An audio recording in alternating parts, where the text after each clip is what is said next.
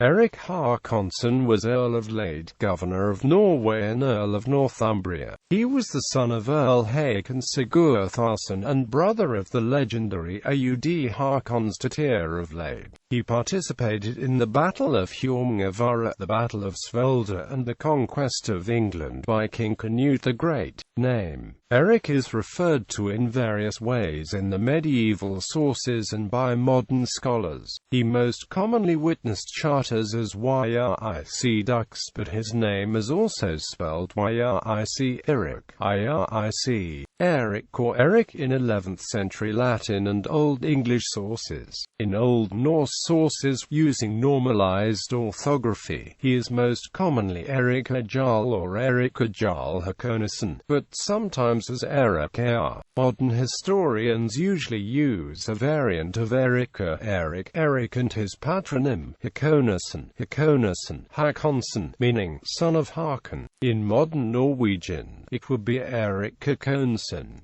Some English works prefer Erik of Lade.He, referring to his Norse earldom, or Erik of Norway. Early life. Principal sources on Erik's youth are Skinner and Heimskringla. They relate that Erik was the son of Hákon Sigurðarson and a woman of low birth whom Hákon bedded during a sojourn in Uppland. Hákon cared little for the boy and gave him to a friend of his to raise. On one occasion when Erik was 11 or 12 years old, he and his foster father had harbored the ship right next to Earl Hákon. Then Hákon's closest friend, Svolder, arrived and asked Erik to move away so that he could harbor next to Hákon as he was used to. When Erik refused, Hákon was infuriated by the boy's pride and sternly ordered him away. Humiliated, Erik had no choice but to obey. In the following winter he avenged the humiliation by chasing down Svolder's ship and killing him. This was Erik's first exploit, as commemorated by his skald Eyjolf Dathashkald, who mentions the incident in his Bandadrapa. The sagas say that after killing Svolder, Erik sailed south to Denmark, where he was received by King Harald Bluetooth. After a winter's stay in Denmark, Harald granted Erik earldom over Romerike and Vingelmark, areas in the south of Norway long under Danish influence. In Heimskringla this information is supported with a somewhat vague verse from Bandadrapa.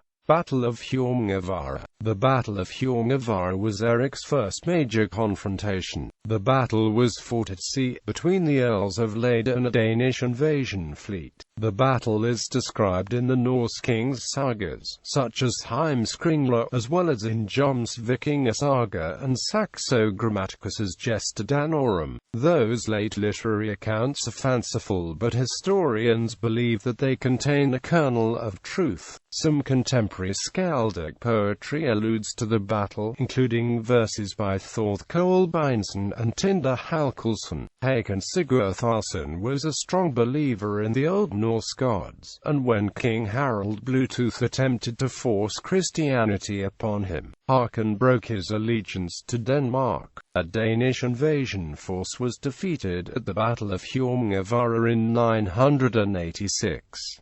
According to Heimskringla, Erik, apparently reconciled with his father, commanded 60 ships in the battle and emerged victorious. After the battle he gave quarter to many of the Jomsvikings, including Vagn Akerson. Exile. In 995, as Olaf Tryggvason seized power as King of Norway, Erik was forced into exile in Sweden. He allied himself with King Olaf of Sweden and King Sweyn, whose daughter, Eitha, he married. Using Sweden as his base, he launched a series of raiding expeditions into the east, harrying the lands of King Vladimir I of Kiev. Erik looted and burned down the town of Lade.He. There are no written continental sources to confirm or refute this, but in the 1980s, Soviet archaeologists unearthed evidence which showed a burning of Lade.He in the late 10th century. Erik also plundered in western Estonia and the island of Saaremaa. According to the Skinner summary of Bandadrapa, he fought Vikings in the Baltic and raided Östergötland during the same time. Battle of Svolder. In the Battle of Svolder in 1000, Erik, Svein and Olaf ambushed King Olaf Tryggvason by the island of Svolder. The place cannot now be identified, as the formation of the Baltic coast has been much modified in the course of subsequent centuries. Svolder was an island probably on the North German coast near Rügen. During the summer, King Olaf had been in the eastern Baltic. The Allies lay in wait for him at the island of Svolder on his way home. The Norwegian king had with him 71 vessels, but part of them belonged to an associate, Jarl Sigvaldi, a chief of the Jomsvikings, who was an agent of his enemies, and who deserted him. Olaf's own ships went past the anchorage of Erik and his allies in a long column without order, as no attack was expected. The king was in the rear of the whole of his best vessels. The allies allowed the bulk of the Norwegian ships to pass, and then stood out to attack Olaf. Olaf refused to flee, and turned to give battle with the 11 ships immediately about him. The disposition adopted was one which is found recurring in many sea fights of the Middle Ages, where a fleet had to fight on the defensive. Olaf lashed his ships side to side, his own, the Long Serpent, the finest war vessel as yet built in the north, being in the middle of the line, where her bows projected beyond the others. The advantage of this arrangement was that it left all hands free to fight. A barrier could be formed with the oars and yards, and the enemy's chance of making use of his superior numbers to attack on both sides would be, as far as possible, limited. A great point when all fighting was with the sword, or with such feeble missile weapons as bows and javelins. Olaf, in fact, turned his 11 ships into a floating fort. Norse writers, who were the main authorities, gave all the credit to the Norwegians, and according to them all the intelligence of Olaf's enemies, and most of the valor, were to be found in Erik. They say that the Danes and Swedes rushed at the front of Olaf's line without success. Erik attacked the flank. His vessel, the Iron Ram, was bearded, that is to say, strengthened across the bows by bands of iron, and he forced her between the last but one of Olaf's line. In this way the Norwegian ships were carried one by one, till the Long Serpent alone was left. At last she too was overpowered. Olaf leapt into the sea holding his shield edgeways, so that he sank at once and the weight of his hauberk dragged him down. Erik captured Olaf's ship, the Long Serpent, and steered it from the battle, an event dwelled upon by his court poet Halldor Kristni, rule of Norway. After the Battle of Svolder, together with his brother Sven Haakonsson, Erik became governor of Norway and a Sweyn Forkbeard from 1000 to 1012. Erik's son, Hákon Eriksson, continued in this position until 1015. Erik and Sven consolidated the rule by marrying the sister Berglio to Einar Thambarskelfir, gaining a valuable advisor and ally. Fag Skinner relates that there was good peace at this time and very prosperous seasons. The Jarls maintained the laws well and were stern in punishing offences. During his rule of Norway, Erik's only serious rival was Erling Skjalgsson, too powerful and cautious to touch but not powerful enough to seek open confrontation. He maintained an uneasy peace and alliance with the Earls throughout the rule. According to Greta's saga, Erik forbade dueling by law and exiled berserks shortly before his expedition to England. Conquest of England. In 1014 or 1015 Erik left Norway and joined Canute the Great for his campaign in England. Judging from Thorth Kolbeinsson's Eriksdrapa, the fleets met off the English coast, but the chronology of the various sources is difficult to reconcile, and some scholars prefer placing the meeting in 1014 in Denmark. At the time Canute was young and inexperienced, but Erik was an experienced warrior of tested intelligence and fortune, and In the opinion of Frank Stenton, the best advisor that could have been found for a young prince setting out on a career of conquest. The Scandinavian invasion fleet landed at Sandwich in midsummer 1015, where it met little resistance. Canute's forces moved into Wessex and plundered in Dorset, Wiltshire and Somerset. Alderman Eadrich Striona assembled an English force of 40 ships and submitted to Canute. The encomium Emmy is the only English source which gives any information on Eric's actions at this time, but its account of his supposed independent raids is vague and does not fit well with other sources. In early 1016, the Scandinavian army moved over the Thames into Mercia, plundering as it went. Prince Edmund attempted to muster an army to resist the invasion, but his efforts were not successful and Canute's forces continued unhindered into Northumbria, where Uhtred the Bold, Earl of Northumbria, was murdered. The great North English earldom was given by Canute to Eric after he had won control of the north. After conquering Northumbria, the invading army turned south again towards London. Before they arrived, King Ethelred the Unready died and Edmund Ironside was chosen king. Following Ethelred's death, the Scandinavian forces besieged London. According to the encomium Emmy, the siege was overseen by Eric, and this may well be accurate.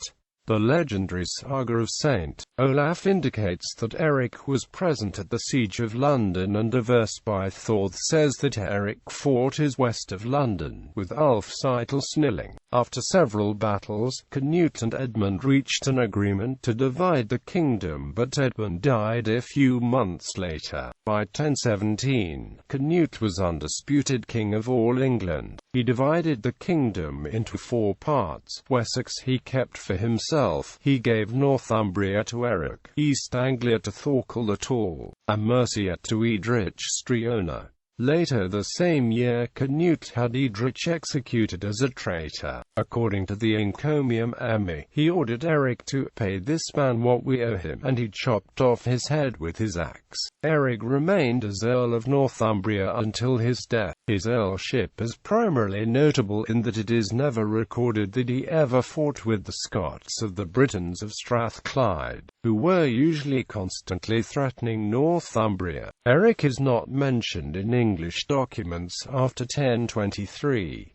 According to English sources, he was exiled by Canute and returned to Norway. This is very unlikely, as there are no Norse records of his supposed return. Eric's successor as Earl, Siward, cannot be confirmed as being Earl of Northumbria until 1033, so Eric's death cannot strictly be placed more precisely than between 1023 and 1033. According to the Norse sources, he died of a hemorrhage after having his uvula cut, either just before or just after a pilgrimage to Rome. Religion. According to Theodoricus Monachus, Eric pledged to adopt Christianity if he emerged victorious from the Battle of Svolder. Odd Snorrison's Olaf Saga Tryggvasonar has a more elaborate version of the story where Eric replaces an image of Thor on the prow of his ship with a Christian cross. There is no scalded poetry to substantiate this, but most of the sagas agree that Eric and Sven adopted Christianity, at least formally. Fagskinner says, these Jarls had themselves baptized, and remained Christian, but they forced no man to Christianity, but allowed each to do as he wished, and in the day Christianity was greatly harmed, so that throughout Upper London in over Thrandheim almost everything was heathen, though Christianity was maintained along the coast. Adopting Christianity was no doubt a politically advantageous move for the Earls, since they were allied with the Christian rulers of Sweden and Denmark. Instituting freedom of religion was also a shrewd political move after Olaf Tryggvason's violent missionary activity. Eric's religious conviction as a Christian was probably not strong, while the court poets of Eric's rivals, Olaf Tryggvason and Olaf Haraldsson, censored heathen kennings from the poetry and praised the Lord as a Christian ruler. All surviving court poetry devoted to Erik is entirely traditional. The Bandadrapa, composed sometime after 1000, is explicitly pagan. Its refrain says that Erik conquers lands according to the will of the heathen gods. Even the poetry of Thorkel Beinson, composed no earlier than 1016, has no indication of Christian influence. According to historian Norwegian and Agrip Erik actively worked to uproot Christianity in Norway, but this is not corroborated by other sources. Works that mention Erik. The most important historical sources on Erik are the 12th and 13th century The King's Sagas, including Heimskringla, Fagskinna, Agrip, Neitlinga Saga, Historia Norvegia, the legendary saga of St. Olaf, and the works of Odd Snorrisson and Theodoricus Monachus.